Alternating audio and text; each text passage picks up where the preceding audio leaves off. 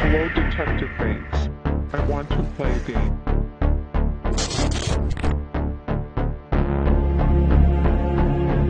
You should probably run.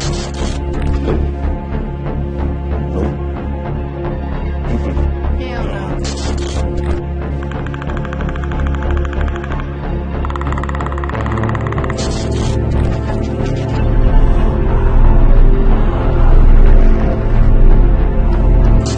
Do you believe in ghosts?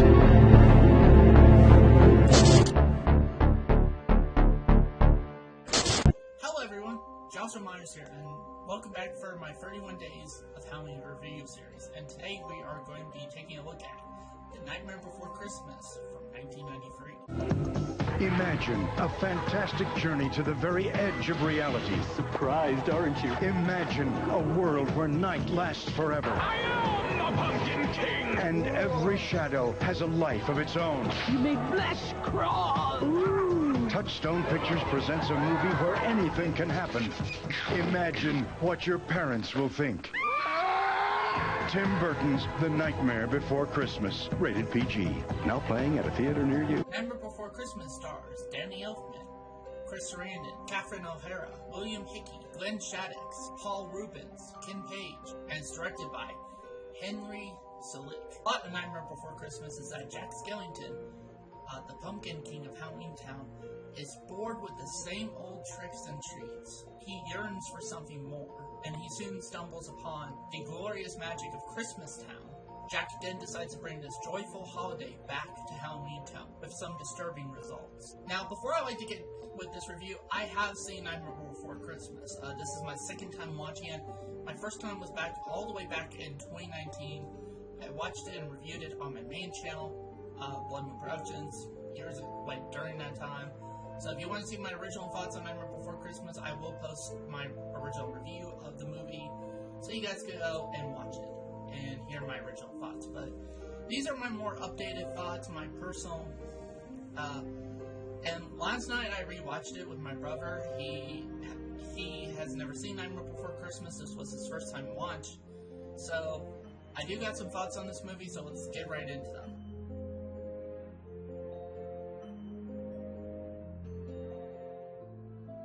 First of all, this is a musical, and I'm not one for musicals personally. I'm not a musical, I'm not a huge fan of the genre by any means, of musicals and stuff like that.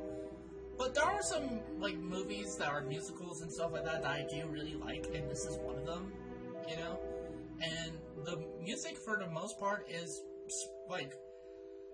just amazing. The music,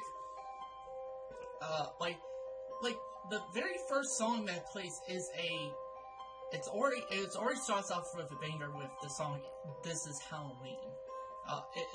It's one you hear a lot during Halloween. It's the one that is associated with this, and Christmas even.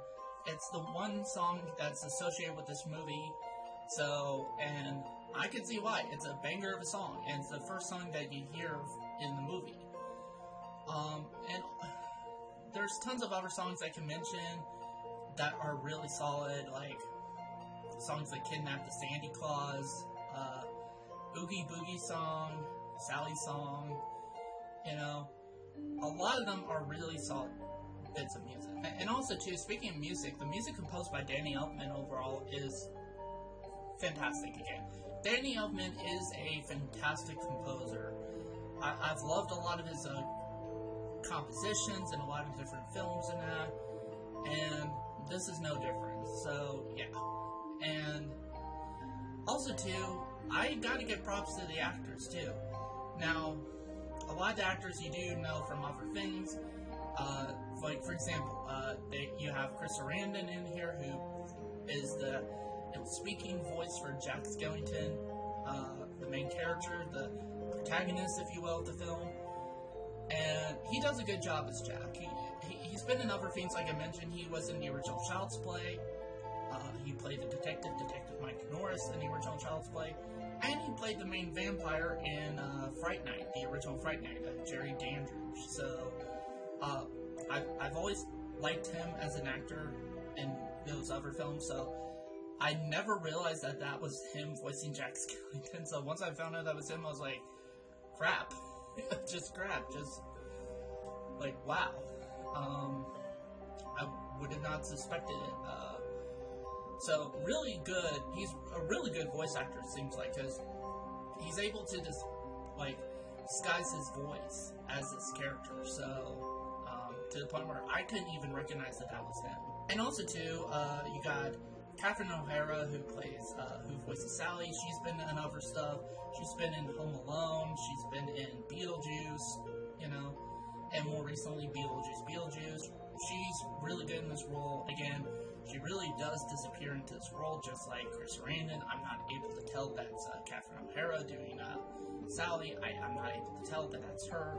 Also got people like Ken Page, who plays Oogie Boogie, and who is the main villain of the movie. And yeah, he does a great job. He's been in other things. The most notable thing is that he was the big-lipped alligator in the movie All Dogs Go to Heaven.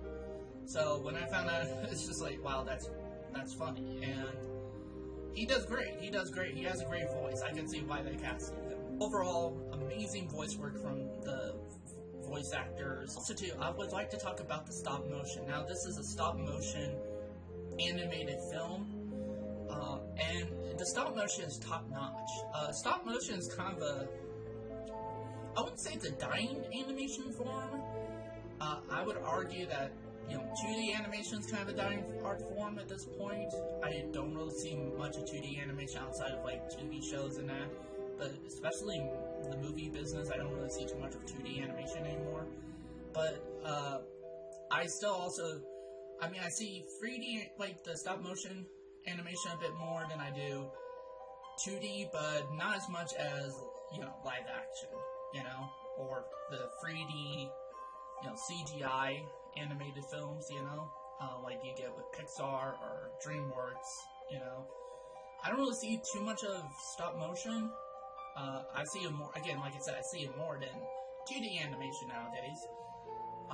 But, and my opinion, I hope, you know, I hope the stop motion animation doesn't become like a dying art form, just like 2D animation is. I hope, and I hope 2D animation is able to come back, you know, but, because I think there's something for all of the different art forms, like 2D animation, stop motion, 3D animation.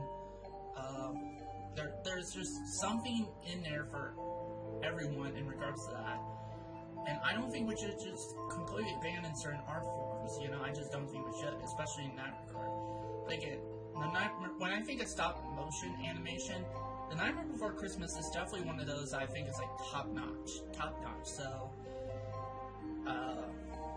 yeah, so, like, I like a lot of the, like, even just the art in itself from the artists in that, like, the art design in that, it's very, first of all, it's very Tim Burton in that regard, but you get a lot, like, I like the look of Halloween Town, like the look of Christmas Town, you know, I like stuff, like, even stuff, like, I was rewatching it, and I'm like, man, the moon, like, the scene, like, where it just shows the moon is very vibrant, it's very Halloween, you know? But also, too, when it's able to do the Christmas stuff as well, it's very Christmas-like. It's very... So, yeah, you get really good sense of feelings of both holidays in this film. And, one of the things a lot of people ask is Nightmare Before Christmas a Christmas movie or a Halloween movie?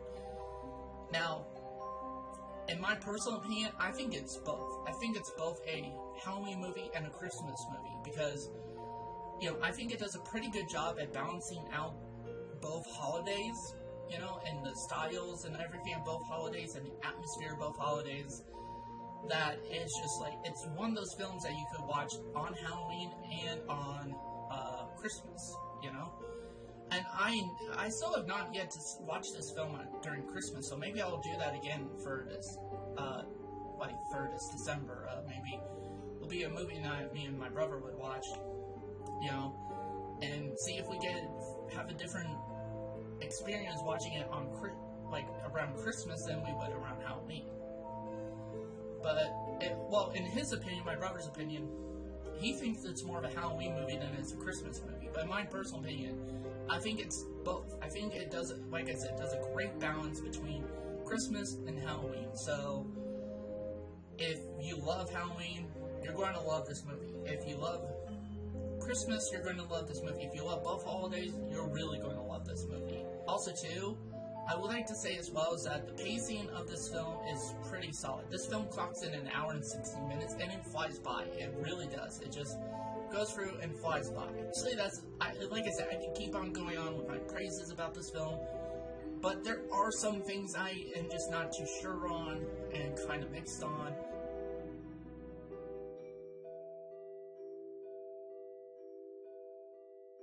First of all, it's like the overall progression of Jack and Sally's relationship. Now, during the first quarter of the film, it almost seems like they're not aware of each other. Jack is not aware of Sally, Sally is, of course, aware of him, but, so, and then somewhere in the film, it almost seems like now they're, at the very least, friends with each other and that, and he knows her by name and all that stuff, and I'm like, okay, it feels like there was maybe a scene or series of sequences left out that showed us that, they gotten to know each other a little bit, and, now they know each other, like Jack knows her by name and all that stuff, because before that, there was one scene where Sally, leaves kind of like a bag of gifts for Jack, and he does see her, and then he gets the gifts and looks down, and then she's gone. So, and then it's like, at a later point, they kind of seem to know each other, at least Jack does, knows her by name, and it's like, da-da-da-da, and I'm just like, what? It feels like there's some scenes missing. Feels like there's some scenes missing with this movie in that regard. But I could overlook it. It's not a big deal breaker or anything like that.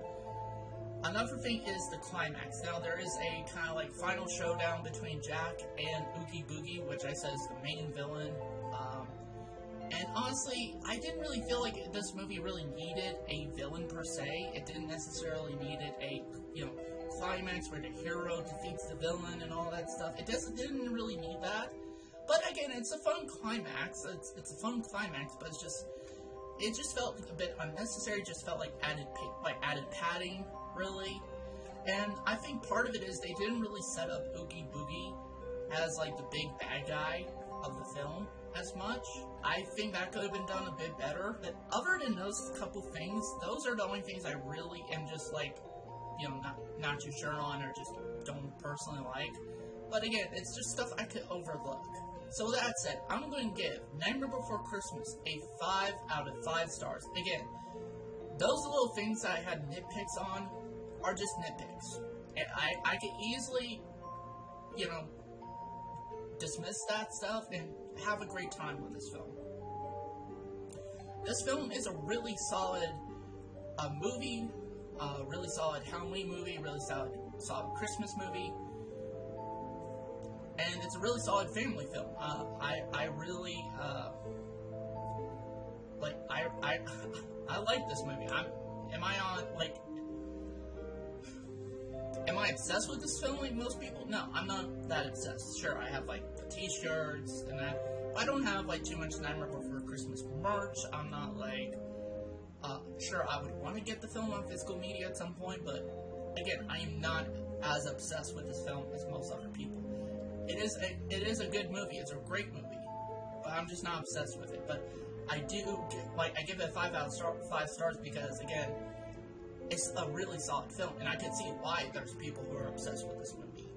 But for me personally, I'm not as obsessed with it, but I do understand why people are, and overall, it is a great movie. So, if you haven't checked out Nightmare Before Christmas, I highly recommend it. You could either get it on physical media, DVD, Blu-ray, 4K. You could buy it digitally on platforms like Vudu, or rent it.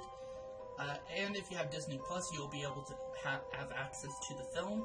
That's how me and my brother watched the film, was on Disney Plus. Also, too, before you guys click off of here, if you like this video, be sure to hit the like button, and if you're new to the channel, be sure to hit the subscribe button. Thank you guys for watching, and see you next time.